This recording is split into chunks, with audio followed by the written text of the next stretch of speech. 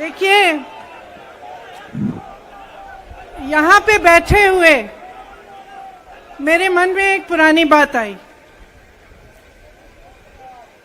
32 साल पुरानी बात है। मई 1991 की बात है। मेरे पिता की शव यात्रा तीन मूर्ति भवन से निकल रही थी। अपनी मां के साथ और अपने भाई के साथ हम एक गाड़ी में बैठे थे। सामने भारतीय सेना की एक ट्रक थी, फूलों से लदी हुई थी। उसके ऊपर मेरे पिताजी का शव था। थोड़ी देर काफिला चला, 5-10 मिनट चला। फिर राहुल कहने लगे मैं उतरना चाहता हूं। तो मां ने मना किया। उस समय सुरक्षा का भी बहुत वो था। तो मां ने कहा नहीं, तुम उतर नहीं सकते। राहुल ने जिद की, नहीं मैं उतरूंगा। मैंने मां से कहा मां उतरने दो। राहुल गाड़ी से उतरा।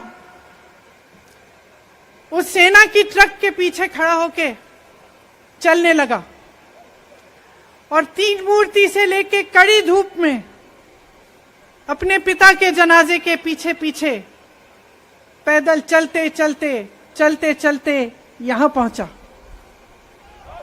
इस जगह से कुछ 400-500 गज दूर यहां पर मेरे शहीद पिता के अंतिम संस्कार मेरे भाई ने किए।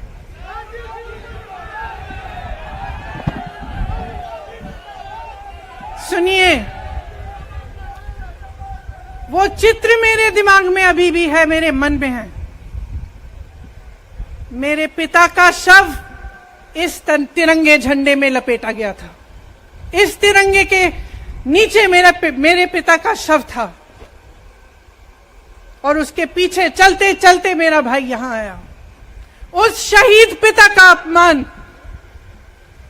भरी संसद में किया जाता है।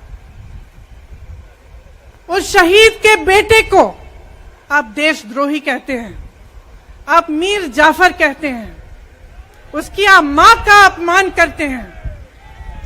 आपके मंत्री मेरी मां का अपमान भरी संसद में करते हैं।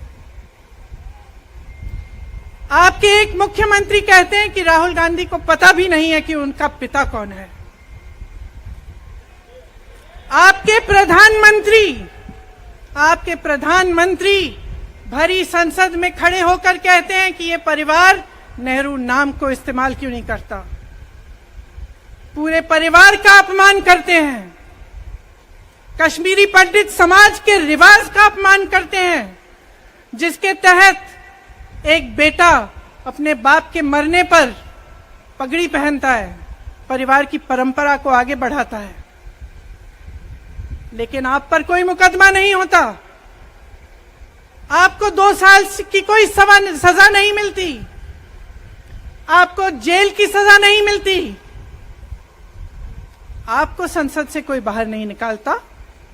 आपको मना नहीं करता कि 8 सालों के लिए आप चुनाव नहीं लड़ सकते। क्यों? मैं पूछना चाहती हूं क्यों? आज तक हम चुप रहे हैं।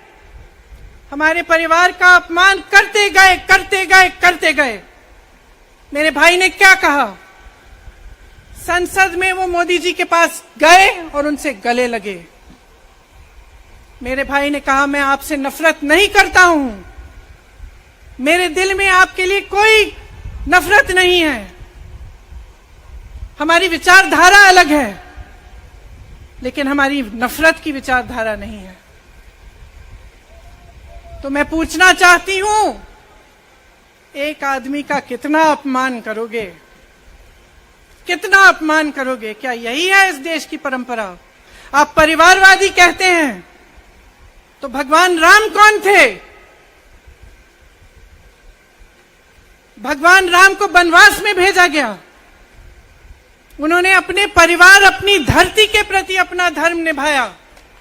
क्या भगवान राम परिवारवादी थे? क्या पांडव परिवारवादी थे कि वो अपने परिवार की संस्कारों के लिए लड़े, और हमें क्या शर्म आनी चाहिए कि हमारे परिवार के सदस्य शहीद हुए इस देश के लिए, कि इस झंडे में उनका खून है, इस धरती में उनका खून है, इस देश के लोकतंत्र को मेरे परिवार के खून ने सींचा है। और जो सोचता है कि हमें अपमानित करके हमें डराएंगे, हमें धमकाएंगे, जो सोचता है कि तमाम एजेंसियों को लगाकर हम पे छापे मारकर हमसे कुछ भी कर ले, हमें डराएंगे, वो गलत सोचते हैं। हम डरने वाले नहीं हैं। हम और मजबूती से लड़ेंगे। हम इस देश के लोकतंत्र के लिए कुछ भी करने के लिए तैयार हैं। इस देश के लोकतंत्र को, इसकी नींव कांग्रेस पार्टी के महान महापुरुषों ने डाली है। कांग्रेस पार्टी लड़ी इस देश की आजादी के लिए, और आज भी इस देश की आजादी के लिए ही लड़ रही है। कभी कभी मैं सोचती हूं, मुझे समझ में नहीं आता कि पब्लिक क्या सोच रही है। क्या देख नहीं रही है क्या हो रहा है? क्या आपको दिख नहीं रहा है कि आपकी सारी संपत्ति लूटी जा रही है, एक आदमी को दी जा रही है, गिने चुने उद्योगपतियों को सब कुछ दिया जा रहा है? किसकी संपत्ति है? ये राहुल गांधी की संपत्ति है, ये आपकी संपत्ति है। ये पीएसयू किसके हैं? किसके लिए बनाए गए? आपके लिए बनाए गए, जो ऐसे एक के बाद एक इनको बेचे जा रहे हैं, दिए जा रहे हैं। इसी से तो आपका रोजगार आता है। छोटे उद्योगों से, छोटे व्यापारियों से आपका रोजगार आता है। किसी बड़े अडानी से नहीं आता। रोजगार नहीं देते, छीनते हैं आपका रोजगार। तो आप समझ क्यों नहीं पा रहे हैं? आप गैस के सिलेंडर के लिए 1000 रुपए दे रहे हैं, और यहां आपकी सारी संपत्ति किसी को सौंपी जा रही है। राहुल गांधी जी ने क्या कहा? अरे कौन सा इतना बड़ा जुल्म कर लिया कि आपसे 2 सवाल पूछ लिए, जवाब नहीं दे पाए ना, घबरा गए। और जो अहंकारी होते हैं, तानाशाह होते हैं, क्या करते हैं? जब सवालों का जवाब नहीं दे पाते तो पूरी सत्ता को लेकर जनता को दबाने की कोशिश करते हैं। जो सवाल उठाता है उसको दबाने की कोशिश करते हैं। आपने कभी सोचा है, आंखें खोलिए, आपने कभी सोचा है कि ये पूरी सरकार, ये सारे मंत्री, ये सारे सांसद एक आदमी को बचाने की क्यों इतनी कोशिश कर रहे हैं? इस अडानी में है क्या कि इसको आप सारी संपत्ति दे रहे हो देश की? 20 हजारों करोड़ शेल कंपनियों में इनकी हैं, और आप इन पे इंक्वायरी नहीं कर सकते। ये अडानी है कौन कि आप सब उनका नाम उठते ही बौखला जाते हैं और उनको बचाने में लग जाते हैं? देखिए, आप इस देश के देशवासी हैं, ये देश आपका है, ये लड़ाई आपकी है। आज तमाम नौजवान बेरोजगार क्यों हैं? हम इश्तेहार तो देख रहे हैं, होर्डिंग देख रहे हैं, मदर ऑफ डेमोक्रेसी लिखा है, कहते हैं कि हमारी अर्थव्यवस्था बहुत तेजी से आगे बढ़ रही है, तो इतने नौजवान बेरोजगार क्यों हैं? तो जहां जहां हम जाते हैं बेरोजगार नौजवान क्यों दिखते हैं? इतनी महंगाई क्यों है? इतनी महंगाई क्यों है? क्या आप इतने बड़े काम कर सकते हो लेकिन एक गैस सिलेंडर का दाम कम नहीं कर सकते? आप छोटे व्यापारियों की मदद नहीं कर सकते? आप रोजगार नहीं बनवा सकते? तो फिर आपकी सरकार किस काम की है? लोगों को दबाने के लिए है या अडानी जी को आगे बढ़ाने के लिए है? तो आज ये समय आ गया है कि हमें गंभीरता से सोचना पड़ेगा। ये सरकार पूरी कोशिश करती है कि आपका ध्यान भटकाया जाए। अब आप सोचिए, कन्याकुमारी से कश्मीर तक एक आदमी चला, उसके साथ लाखों लोग चले।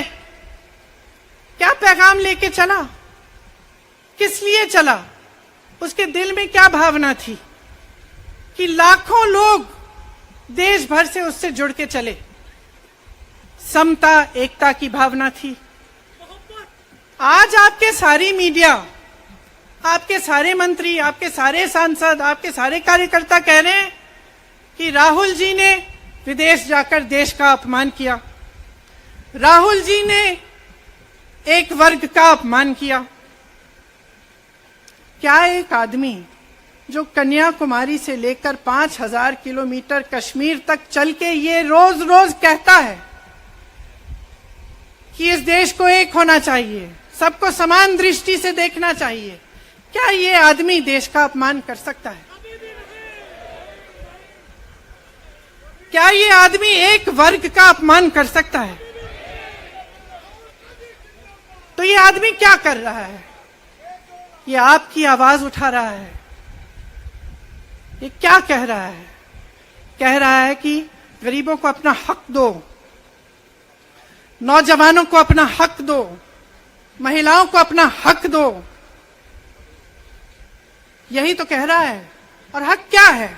हक ये है कि जो आपका है वो आपके हाथों में जाना चाहिए, किसी बड़े उद्योगपति के हाथ में नहीं, जो प्रधानमंत्री जी के मित्र हैं। ये है आपका हक। उसी हक की लड़ाई लड़ रहा है। तो आप समझिए, ये एक इंसान की बात नहीं है, ये एक राहुल गांधी की बात नहीं है, ये पूरे देश की बात है।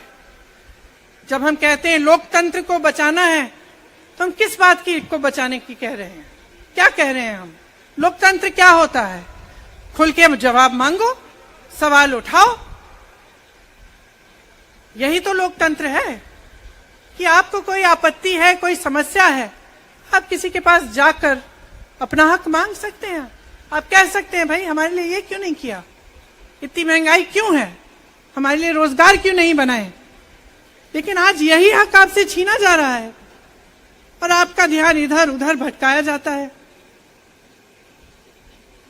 और इतनी चीजों को फैलाया जाता है जो सच नहीं है, झूठों को फैलाया जाता है। आप सोचिए, राहुल गांधी दुनिया के सबसे बड़े जो शिक्षा के संस्थान है वहां से पढ़ के आए हैं। हार्वर्ड और कैम्ब्रिज की उनकी डिग्री है। कैम्ब्रिज से उन्होंने इकोनॉमिक्स में मास्टर्स डिग्री, एमफिल डिग्री उनको मिली। आप उसको पप्पू बनाते हैं। पूरे देश भर में आपकी सहायता के साथ, मेरे मीडिया के दोस्तों, डिग्री आपने देखी नहीं, सच्चाई आपने देखा नहीं, उनको पप्पू बना दिया। फिर पता चला कि ये पप्पू तो यात्रा में निकल आया और पता चला कि ये तो पप्पू है ही नहीं। इसके साथ तो लाखों लोग चल रहे हैं। ये ईमानदार भी है, ये सब बातों को समझता भी है, ये जनता के बीच जा रहा है, जनता की समस्याओं को सुन रहा है, तो जनता इसके साथ चली जा रही है। तो घबरा गए कि राहुल गांधी ने संसद में वो सवाल उठाए जिनका उनके पास जवाब नहीं है।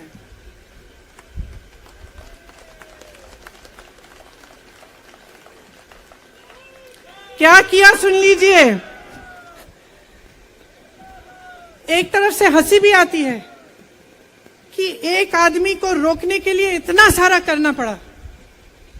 जिस आदमी ने राहुल जी के खिलाफ सूरत में कंप्लेंट लगाई, आपको मालूम है कि पिछले साल उसने खुद कचहरी में जाके बोला इस पे आप स्टे लगा दीजिए। 1 साल के लिए अपने ही केस पे स्टे लगवाया। फिर वापस कब गए केस खुलवाने के लिए? राहुल गांधी के संसद में अडानी पे के भाषण देने के 1 हफ्ते बाद। 1 हफ्ते बाद वो आदमी वापस जाता है, कहता है केस खोल दी, सुन लीजिए अब हम तैयार हैं। 1 महीने के अंदर अंदर जज कह देते हैं कि राहुल गांधी को 2 साल की सजा मिलेगी। आपने देखा इस देश में कितने केस हैं कि जेल में 10 साल के लिए पड़े रहते हैं, उनकी सुनवाई नहीं होती। ये तो सुनवाई भी फट से हो गई, जजमेंट भी फट से हो गई, सजा भी फट से हो गई। और आपने कह दिया अगले दिन कि 8 सालों के लिए ये चुनाव नहीं लड़ सकते। संसद से बाहर कर देंगे इनको। वाह वाह वाह वाह वाह वाह, बहुत धैर्य है आप में। अरे कायर हैं, कायर है इस देश का प्रधानमंत्री। लगा दो केस मुझ पर, लगा दो केस मुझ पर, जेल ले जाओ मुझे भी, लेकिन सच्चाई ये है कि इस देश का प्रधानमंत्री कायर है।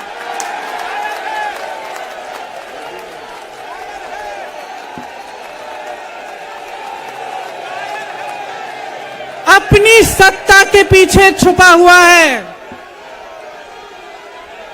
अहंकारी है, और इस देश की बहुत पुरानी परंपरा है, इस देश की बहुत पुरानी परंपरा है, हिंदू धर्म की पुरानी परंपरा है कि अहंकारी राजा को जनता जवाब देती है।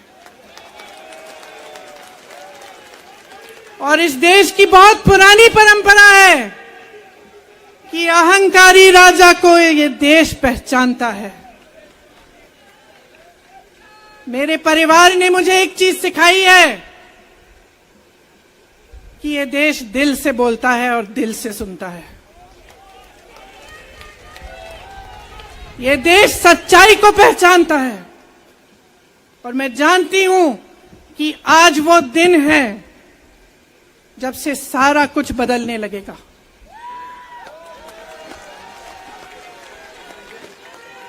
मेरे मीडिया के साथियों, मैं आपसे कहना चाहती हूं, बहुत हो गया है, बहुत हो गया है। मैं जानती हूं आप पर कितना दबाव है, मैं जानती हूं कि आपको लाइन भेजी जाती है कि आज आपको ये कहना है, आज आपको ये लिखना है, लेकिन आपकी एक बहुत बड़ी जिम्मेदारी है।